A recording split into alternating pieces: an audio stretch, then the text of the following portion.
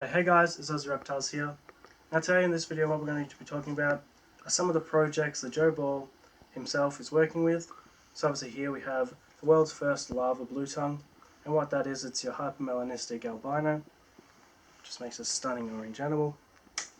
But yeah, we'll hand it over to Joe and see what he wants to show you and some of his projects that he is working with. Hey guys, so yeah, thanks Jake.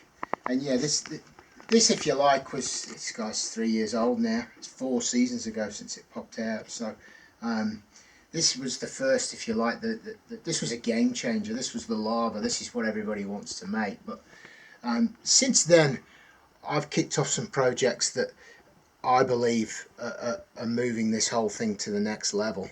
And I want to show a couple of them to Jake today, and just show you where blue tongue morphs are actually heading over the next couple of seasons. So we'll put Mr. Lava back. So Jake, if I was to ask you which of the 4 biggest bluey morphs, you'd be able to tell me, wouldn't you? Like the most popular. So what are those 4? You got your white northern, Okay. your hypermelanistic, albino, and then your black-eyed anery. Okay, so they're the 4 big guys, and you've just looked at a lava, and that combines the hypermel and the albino.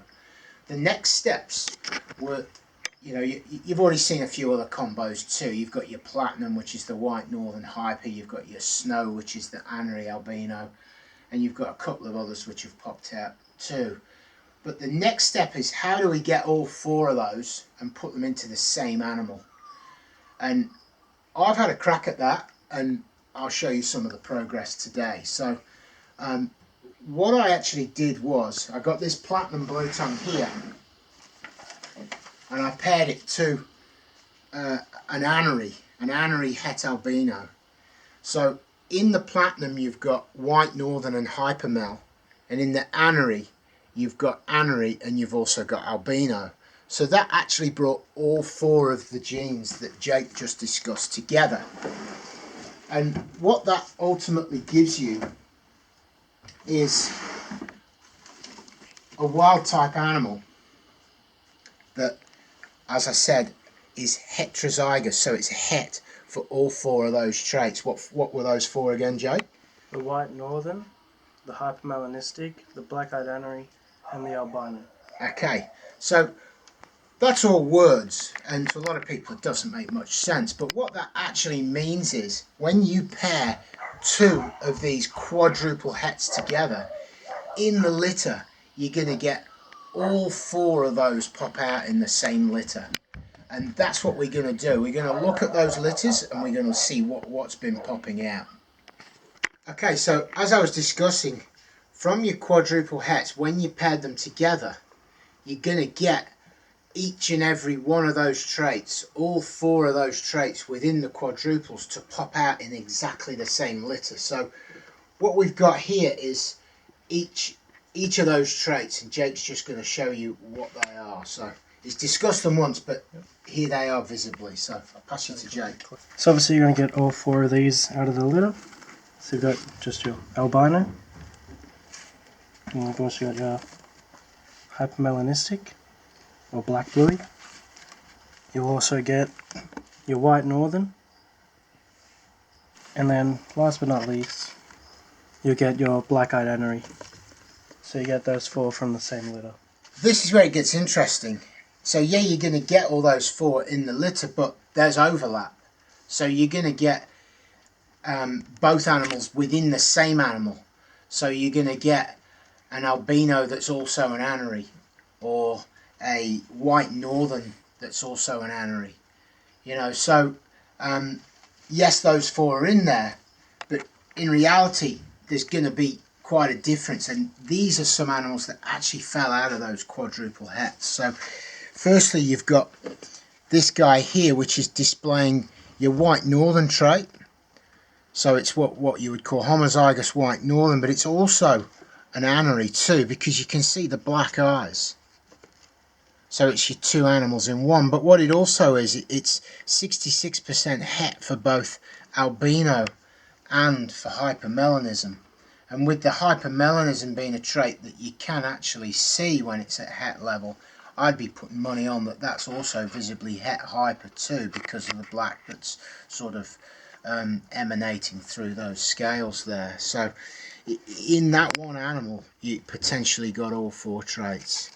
Then you're going to get your hypers here too, and this is another interesting fact in these litters. Yes, it's visibly hypermelanistic, but it also has a completely different look to it because of all the different things that are in there. You're going to get a lot of natural variation. So I found that the hypermelanistics come out almost a completely different colour. This guy's almost a silvery colour if you like, but it's also got a real strong yellow coming through.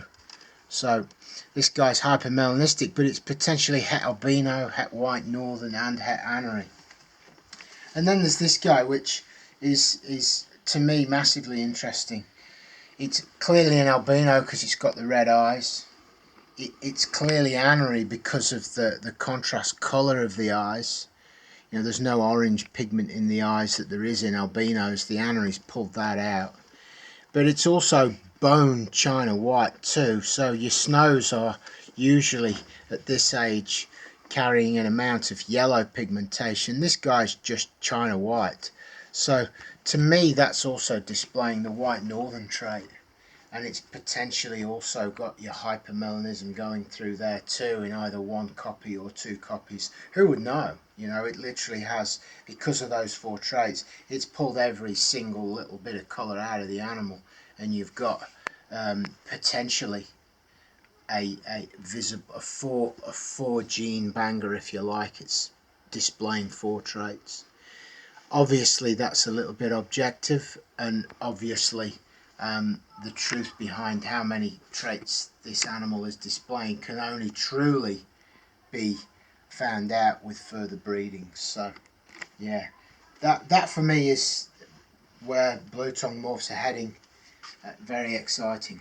Alright, so what we have here, this is a T positive albino, and here is a het sibling. As you can see, the difference in colour and contrast is absolutely amazing.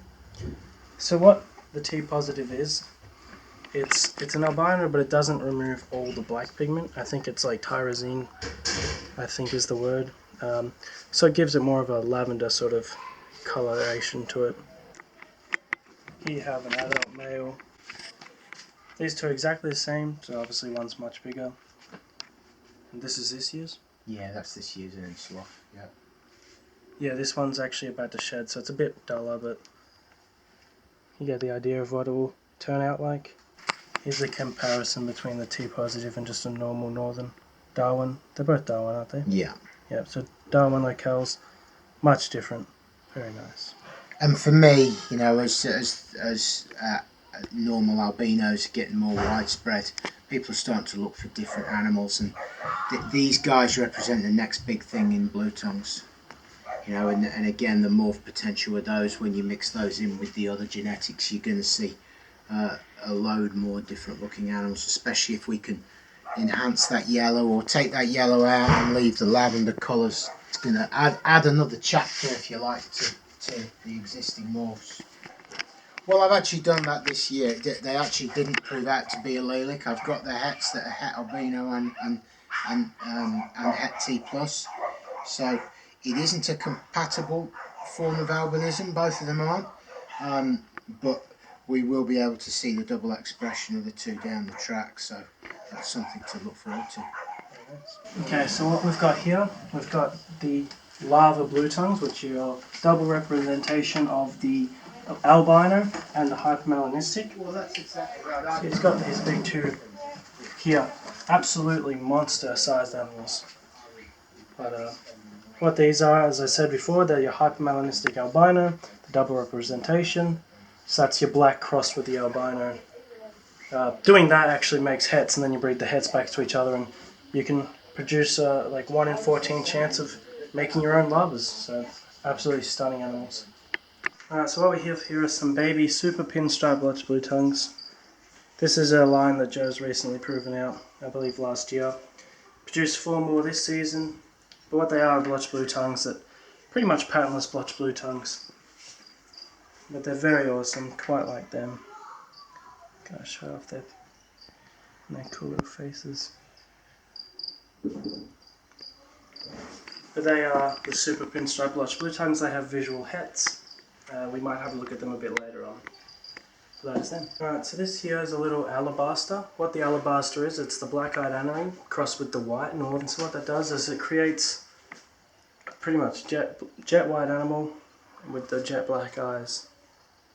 If you can see them. Absolutely amazing little animals, and definitely on my list to create, and along with everything else. But here we have a black-eyed anery. I believe it's also het albino, this one, if I'm correct. It might not be, but just a nice Kimberley northern black-eyed anery blue tongue. Nice. And here we just have another little white northern, I believe. And again, the white northerns are really nice, but definitely mixing in the anery and making the alabasters improves them. But white northern.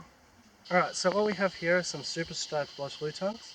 I've been fortunate enough to check these out. These are the only 7 to exist of these, and what these are the only proven mutation in the blotch blue tongues. So as you can see, not the usual blotches like your normal blotches. Yeah, and what these guys are, these are an incomplete dominant mutation. So you've got, this is the super form, so this is 2 copies of the gene will give you this animal.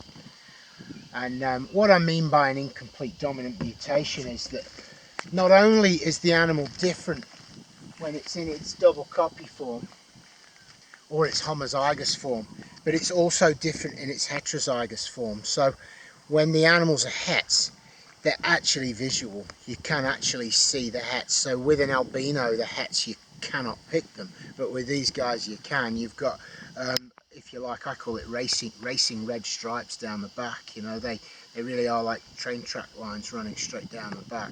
Some of them are completely joined up, some of them are a little bit broken, but there is no mistaking the hets from these, i.e. if you put a het to het pairing together, you can pick the hets out from the normals. So that is what a true incomplete dominant mutation is. You know, you do see a couple of things called incomplete dominant mutations out there it's basically incorrect. To be an incomplete dominant mutation, you have to have a visual het. And that's what this is. So 1 copy, 2 copies of super form. There you go, and that's all 7. So what do you reckon to that? What do you reckon to them, Jake? I reckon they're absolutely amazing. For me, these are real progress in blue tongue morphs. You know, this isn't just your easterns or your northerns. This is a completely different species. This is stuff that really does open another book on blue tongue morph breeding. So you originally thought that this was going to be a line bred project? Yeah, good. That's right. There was one animal that basically looked like that, and I thought it was an opportunity to line breed the animals to enhance these train track stripes. But it wasn't until I put 2 of these together.